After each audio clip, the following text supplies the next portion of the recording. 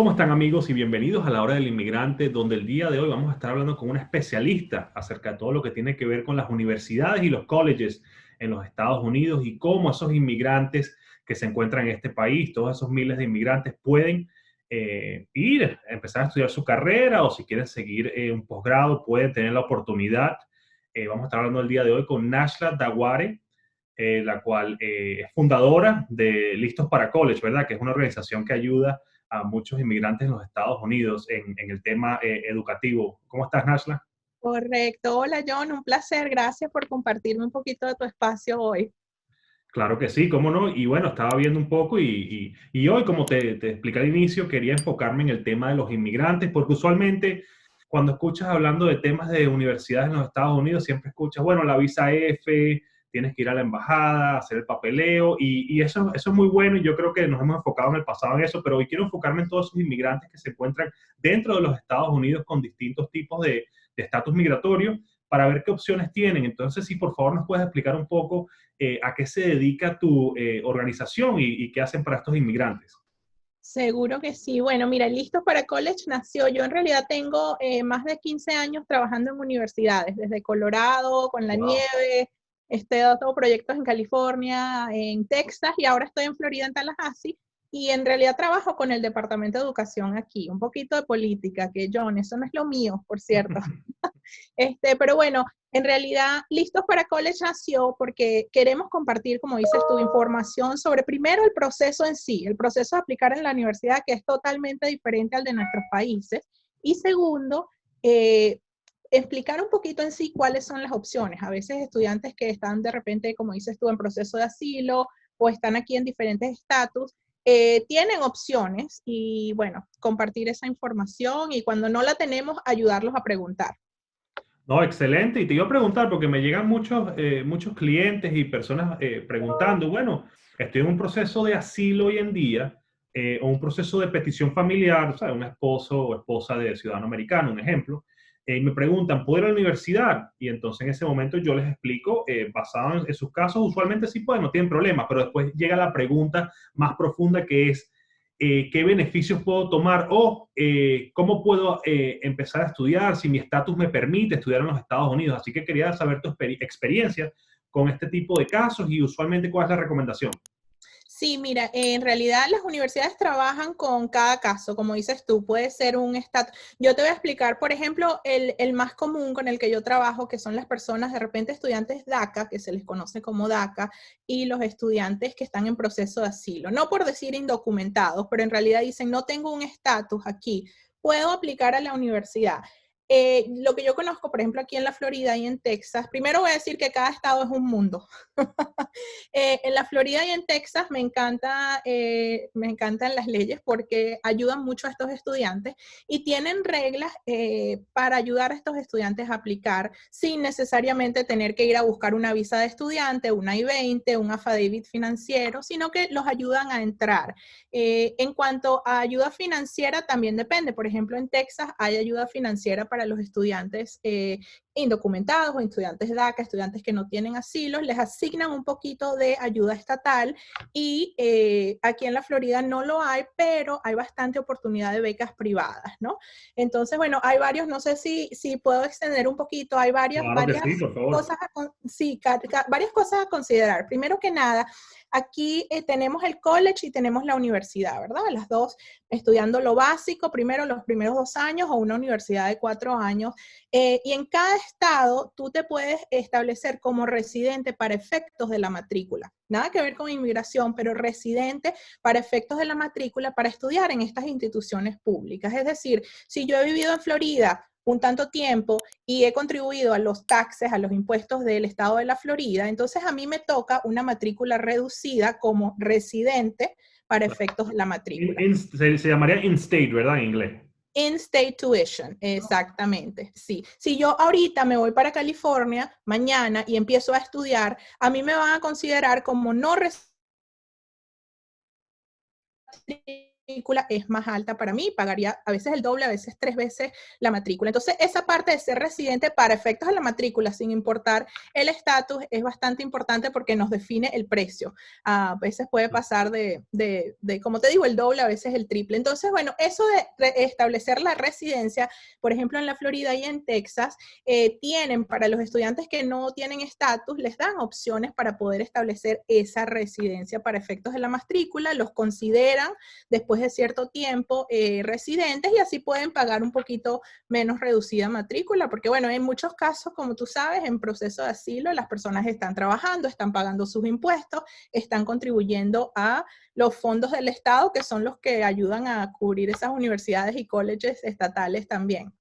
Claro, y una pregunta, porque también he tenido otros clientes, otro ejemplo que te doy, y creo que ocurrió hace como 3 semanas más o menos, que tengo un cliente que la hija se graduó de high school, de bachillerato, y entonces ya quería entrar a la universidad, y era aquí en el sur de la Florida, no me acuerdo qué universidad era, pero le decían, en la lista de admisión decía qué estatus tenía dentro de los Estados Unidos, y una cantidad, hacían como 50 estatus diferentes, pero cuando estás en proceso de asilo, como que no aparecía nada allí. Entonces mi pregunta es, ¿cuál es tu recomendación? ¿Sería que hablen con el consejero de la universidad? ¿A quién con quién deberían de comunicarse ellos? Sí, excelente pregunta. Esto pasa bastante y pasa casi automático, ¿no? Que cuando tú vas a aplicar a la universidad, o te dan una lista de visas grandísimas que ninguna aplica, o te dan tres, es decir, residente, ciudadano o no elegible.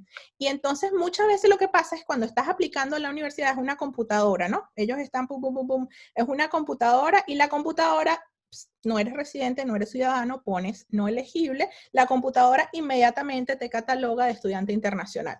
No hay problema si tú cumples con los requisitos, o sea, por ejemplo, aquí en la Florida te puedo decir que son para estudiantes saliendo de high school, si están en proceso de asilo, si tienen 3 años residiendo en la Florida y se gradúan de una high school de Florida, ellos se consideran residentes para efectos de la matrícula. Entonces, ¿qué pasa? Llamando a la ¡Wow! universidad. Sí, Interesantísimo. sí, sí, sí. Bueno, para las personas que son residentes y ciudadanos es 1 año.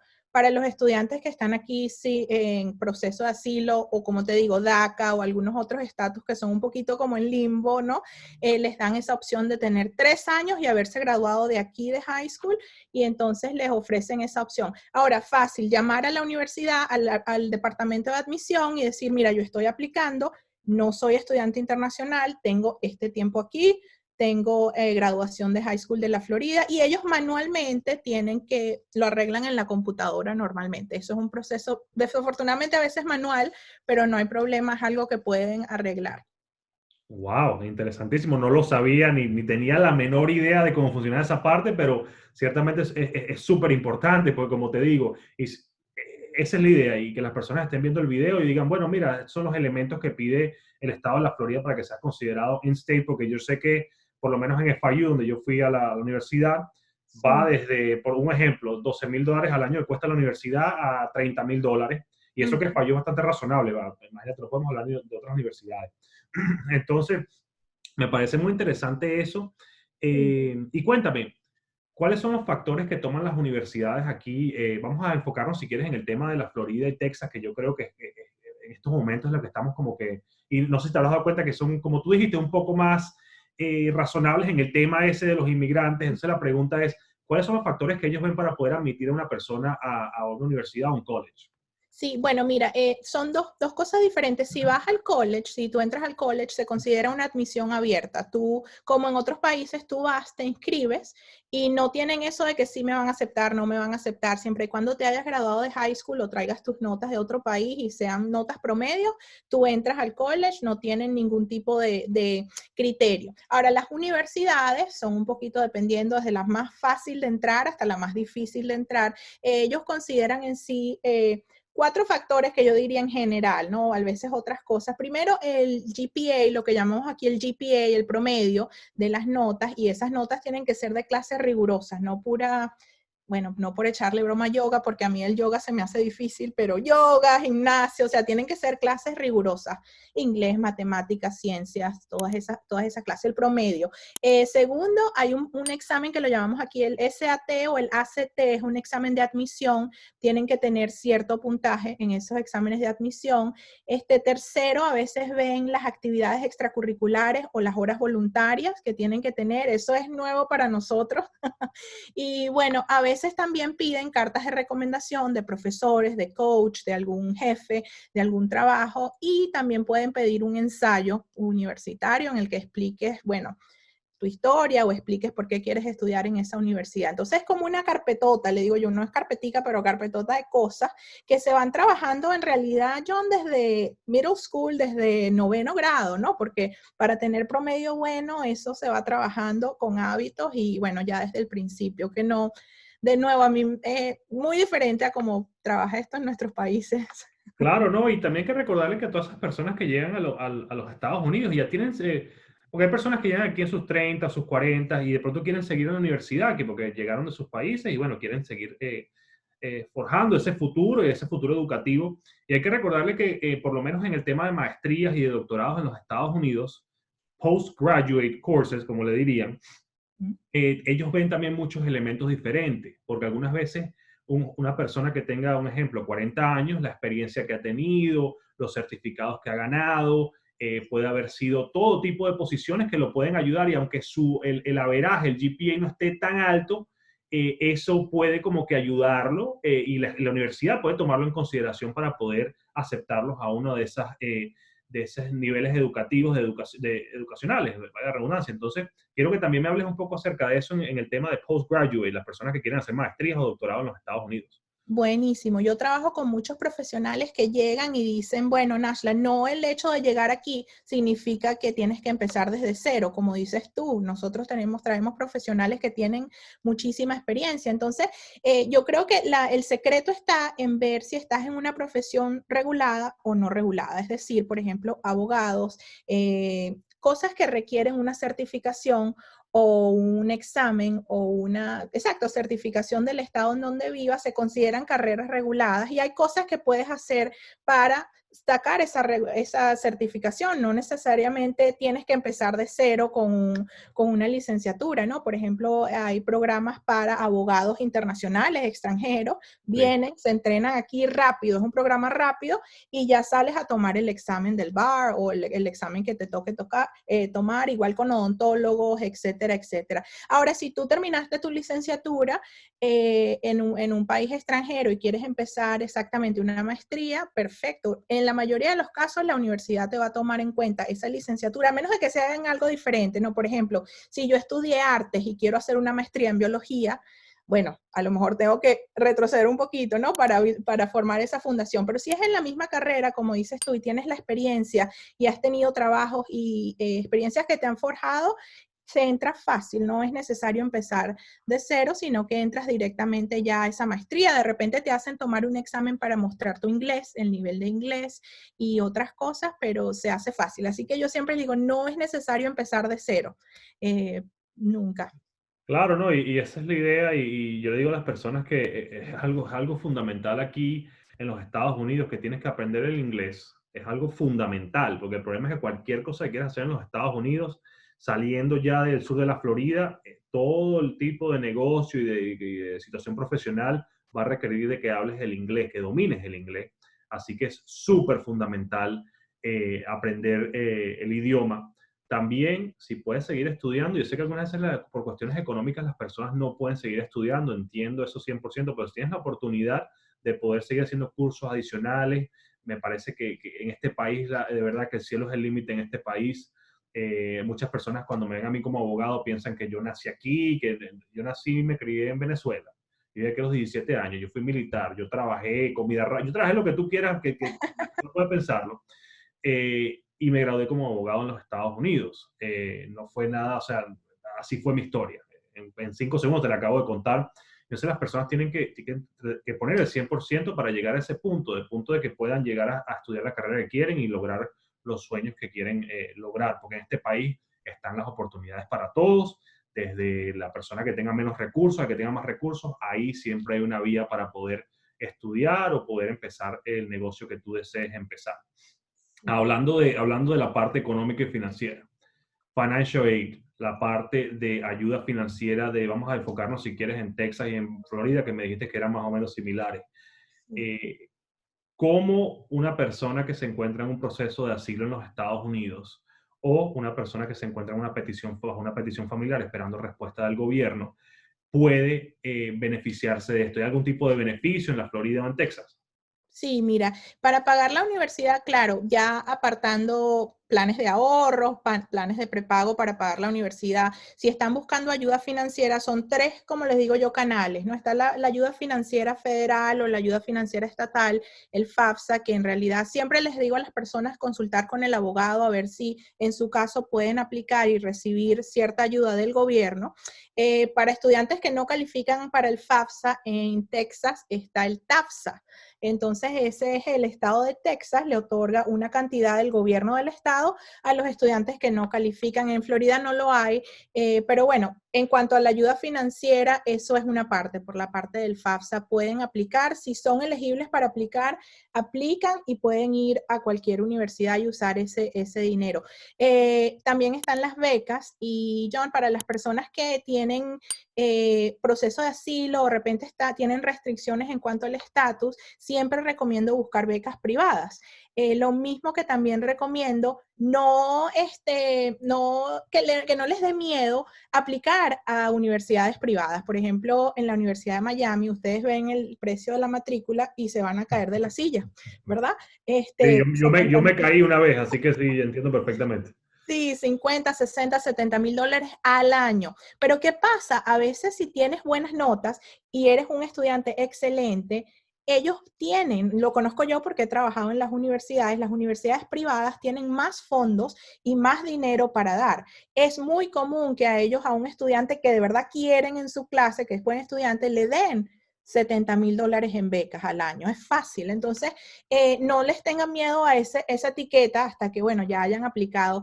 Entonces, las becas privadas en sí no tienen a veces restricciones, son fondos privados que se los pueden dar a cualquier estudiante que ellos quieran, no tienen restricción. Y bueno, por último, hay opciones de préstamos estudiantiles que yo los recomiendo como última opción, pero si lo necesitan, discúlpame que estoy perdiendo la voz, si Tranquila. lo necesitan, está ahí también. Bueno, yo te puedo decir que el tema de los préstamos existe. Yo he tomado préstamos para poder terminar mi carrera como abogado, además de algunos beneficios que me dieron las Fuerzas Armadas cuando me salí. Pero lo bueno de los préstamos es que, bueno, primero principal, no vas a poder costear, hay muy pocas personas que van a poder costear $200,000 de universidad. Si quieres ser Claro, abogado, médico, dentista, contador en los Estados Unidos, te puede llegar hasta $180,000, $200,000 fácil, sin ningún tipo de problema. Lo bueno es que también depende del salario que hagas a futuro y puedes con ellos negociar cuánto tienes que pagar mensualmente porque ellos van a saber que tú no puedes pagar $4,000 mensuales en universidad, es imposible. claro. En préstamos, perdón. Entonces me parece que es otra opción que, como te digo, muchas personas, el 90% va a tener que tomarlo si quieres seguir estudiando después del college, que el college es más económico, pero una vez que ya empiezas a llegar a los niveles de maestría y posgrado aquí en los Estados Unidos, doctorado. Y una pregunta, ¿tú tienes por casualidad algún tipo de listado para que las personas se comuniquen contigo de todos esos tipos de préstamos y también ¿cómo se dice? Cuando te dan becas e Becas. información, tienes toda esa información para que las personas se puedan contactar contigo. Sí, mira, el hecho de que cada estudiante es un mundo, cada estado es un mundo y cada beca es un mundo. Yo trabajo con los estudiantes normalmente individualmente, entonces me pueden contactar en Instagram listos para college o listosParaCollege@gmail.com. Ahí yo siempre converso con las personas para ver, ok, cuéntame un poquito, estás en posgrado, estás en licenciatura, estás en high school y más o menos esto es mucho trabajo. He No, perdido la tranquilo, voz yo por también tanto hablo trabajo. bastante. Créeme que todo el día yo termino el día también igualito, no te preocupes. Sí, entonces, bueno, yo trabajo individualmente con los estudiantes y bueno, tengo varias opciones también, así que bueno, claro, siempre me pueden comunicar ya cuando yo respondo siempre preguntas generales y cuando entramos sí en la situación específica, entonces ahí hacemos una asesoría, una consulta y trabajamos para armar un plan de dónde buscar esas becas, qué opciones tienen dependiendo del estado. Y como te digo, bueno, armar ese plan para empezar desde temprano. Oye, excelente, de verdad. Muchísimas gracias, Nasla, por estar aquí el día de hoy con nosotros. De verdad que esta es una pregunta que me hacen decenas de veces al mes y ojalá que tuviera la respuesta, pero bueno, las personas van a tener que ver el video para estar más informadas acerca de esto. Y cada vez que me pregunten, le digo, mira el video en el canal.